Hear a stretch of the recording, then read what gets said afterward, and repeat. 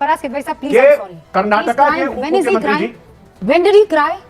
Did he not know about he's crying? Sir वो stadium में trophy उठा रहे थे, क्या बात कर रहे हैं आप? रूबिका जी मैं वही बोल रहा हूं कि आप फर्क और देखिए। आज आप फराज भाई ये उत्तर फोन प्रदेश को में ऐसे दिखा रहे हैं, आपको वो योगी आदित्यनाथ की भावुक होती हुई तस्वीर दिखाऊं, मैं याद दिलाऊं, तब आपको आंसू ना दिखे।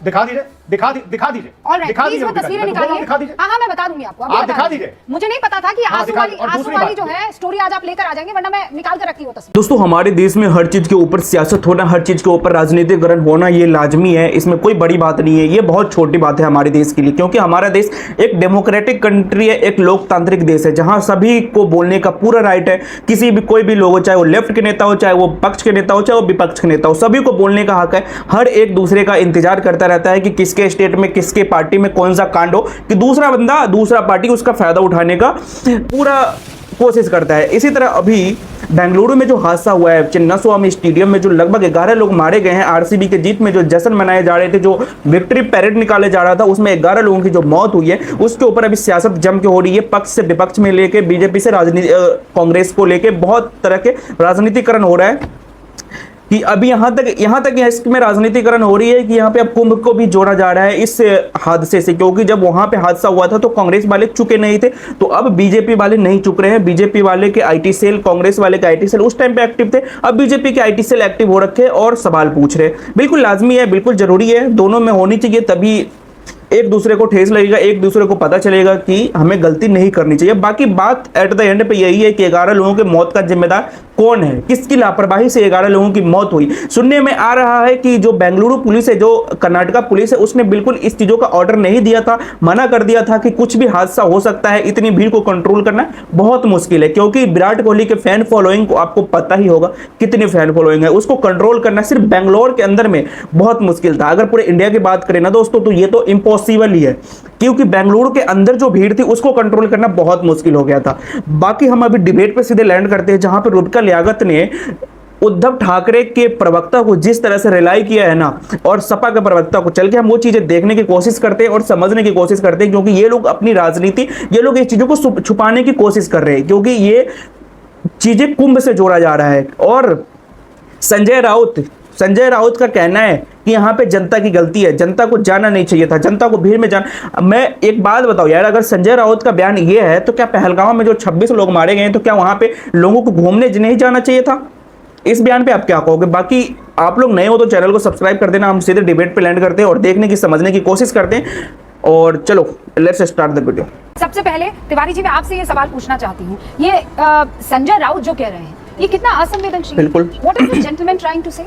क्या कह रहे हैं कि ये तो जनता है, ये तो फैंस है, ये तो भीड़ है, सारी जिम्मेदारी। और कुंभ में तो बड़ा वो लोग आरोप लगा रहे थे, करोड़ों के भीड़ आ गई थी, तब ये कह रहे थे कि सरकार को छोड़ देना चाहिए, पद कुर्सी से हट जाना, सरकार को इस्तीफा दे देना चाहिए। जब कुंभ में घटना हुई थी तो तब इन्हीं लोगों का बयान था, अब ये लोग अलग बयान है, अब ये लोग अपनी रिस्पॉन्सिबिलिटी लेने से पीछे हट रहे हैं।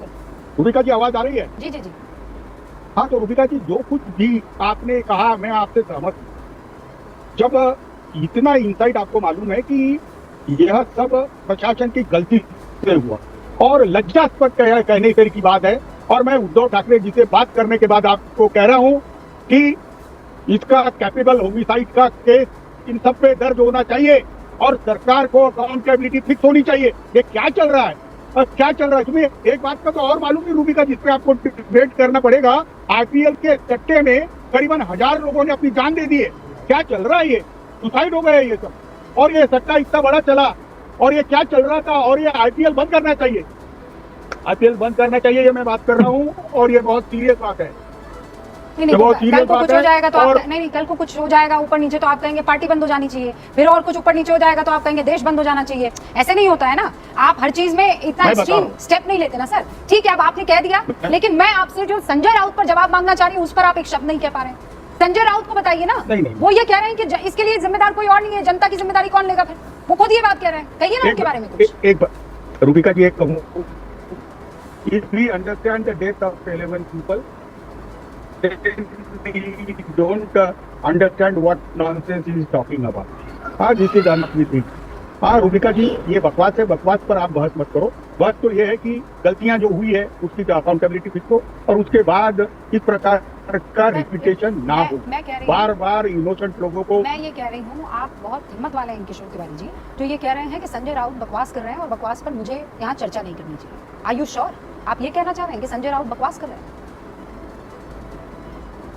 कि अगर ये बात का सीरियसनेस नहीं समझा जाता है और उसके बाद कहते हैं कि क्राउड ओवर क्राउडिंग कर गया इसलिए लोग मर गए, तो अनफॉर्चुनेटली कहूंगा ना इसको। और सेंस और नॉनसेंस एक बहुत बड़ी बात होती है। Okay, और ये कैटेगराइज होता है आप आज nonsense ज्यादा के अंदर। फिलोसॉफिकल बन रहे हैं, लेकिन कोई बात नहीं, I give that to you today. Faraz Kidwai साहब, मैं आपसे जानना चाहती हूँ, और इसलिए आज आपसे जानना चाहती हूँ कि कुंभ के वक्त आप लोगों ने बहुत बड़े बड़े सवाल उठाए, और मैं कह रही हूँ विपक्ष के नेता होने के नाते आप लोगों को सवाल उठाने भी चाहिए। जिम्मेदारी तय करने के लिए आपको वो तमाम तगड़े सवाल उठाने चाहिए थे जो उठाए। लेकिन कल जो तस्वीरें हम देख रहे थे, वो तो सवाल है कि भगदड़ क्यों मची, लेकिन वो इतनी इनह्यूमन तस्वीर कैसे हो सकती है सर, कि स्टेडियम के अंदर जश्न बन रहा है और बाहर लोग मर रहे हैं, और इस पर अगर सवाल उठाए तो फिर आपके ऊपर 10 तरीके की तोहमत लगा दी जाती है। फराज किदवई साहब, देखिए रूबिका जी, कल जो भी बेंगलोर में हुआ है वो बहुत ही ज़्यादा दुखद है। इतने इनोसेंट लोगों की जानें चली गई। मेरी और मेरी पार्टी की तरफ से बहुत ज़्यादा हम लोग दुखी हैं, ऐसा नहीं होना चाहिए था। लेकिन रूबिका जी, एक उत्तर प्रदेश के आदरणीय मुख्यमंत्री जी ने एक स्टेटमेंट दिया था आज से 4-5 महीने पहले, जब कुंभ चल रहा था, कि जब वहाँ पर ये इतना बड़ा कुंभ में हादसा हुआ था और इतने पुण्य आत्माओं की वहाँ पर जो मृत्यु हो गई थी, तो उत्तर प्रदेश के आदरणीय मुख्यमंत्री जी ने कहा था कि गिद्धों को लाशें दिख रही हैं। तो ये सब बयान उस टाइम उत्तर प्रदेश में आए थे, और कर्नाटका में जो हुआ वो एक पॉपुलर गवर्नमेंट को बदनाम करने की कोशिश की जा रही है, क्योंकि उनके उप मुख्यमंत्री जी क्या बोलते हैं, वो रो रहे हैं। अब आप फर्क देखिए।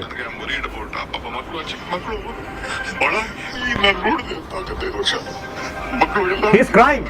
अब आप ये फर्क देखिए। फराज किदवई साहब, प्लीज, ये कर्नाटका के उप मुख्यमंत्री जी, When did he cry? Did he not know about he is crying? Sir, वो स्टेडियम में ट्रॉफी उठा रहे थे, क्या बात कर रहे हैं आप? रूबिका जी, मैं वही बोल रहा हूँ कि आप फर्क और देखिए। आज आप फराज कि भाई जब ये उत्तर फोन प्रदेश को में- ऐसे दिखा रहे हैं, आपको वो योगी आदित्यनाथ की भावुक होती हुई तस्वीर दिखाऊंगा, याद दिलाऊं, तब आपको आंसू ना दिखे। दिखा दीजिए, दिखा दीजिए, ऑलराइट, दिखा प्लीज वो रूबिका जी। तस्वीरें मैं तो बोल रहा हूँ, दिखा निकालिए। दीजिए। हाँ, मैं बता दूंगी आपको, अभी आप बता दिखा दूंगी। दीजिए। मुझे नहीं पता था कि हाँ, आंसू दिखा वाली दीजिए। और दूसरी वाली बात- जो है स्टोरी आज आप लेकर आ जाएंगे, वरना मैं निकाल कर रखती हूँ तस्वीर, अभी निकलवाती हूँ मैं, डोंट वरी सर, मैं ऐसे ही हवा में बात नहीं करती। ठीक है, 30 seconds and then निकलवा मोहन दीजिए। गुप्ता। हाँ हाँ। कौन है ये लोग? कहाँ से आते हैं? दूसरी बात रूबिका जी, आपको हाथरस वाला एक वाकया याद होगा जो उत्तर प्रदेश में हुआ था। उसमें पता है कितने लोगों की मौत हुई? उसमें 121 लोगों की मौत हो गई थी, लेकिन इतनी ज्यादा वहां पर भीड़ भी नहीं थी। और सबसे ज्यादा आयरनी की बात तो यह है रूबिका जी कि वहां पर 80,000 लोगों की परमिशन थी और लगभग 2.5 लाख लोग आ गए थे। और जो बाबा वहां पर, जिन बाबा ने ये इवेंट करवाया था, उन बाबा का नाम FIR में भी नहीं था। और जब वो हजरतगंज पुलिस स्टेशन गए थे, जिस गाड़ी से उतरे उस पर भारतीय जनता पार्टी का झंडा लगा हुआ था। फराज किदवई साहब, तो I'm really हाथरस वाला sorry, आप हादसा- किसको, सुनिए। आप क्या चीज कंपेयर कर रहे हैं? ये सरकार द्वारा, RCB द्वारा, दूसरे वो स्टेट जो क्रिकेट एसोसिएशन है उसके द्वारा किया गया प्रोग्राम है, मैं उसकी बात कर रही हूँ। पुलिस खत में जवाब दे रही है कि वो अभी इस आयोजन के लिए तैयार नहीं है।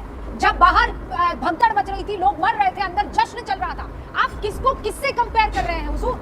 मैं ये नहीं समझ रही हूँ। आप ये कैसे हो सकता है कि ये संवेदना आपकी जागती है जब बीजेपी स्टेट होता है, और जैसे ही कोई नॉन बीजेपी स्टेट आता है आपकी सारी संवेदनाएं मर जाती है। बात तो सही है।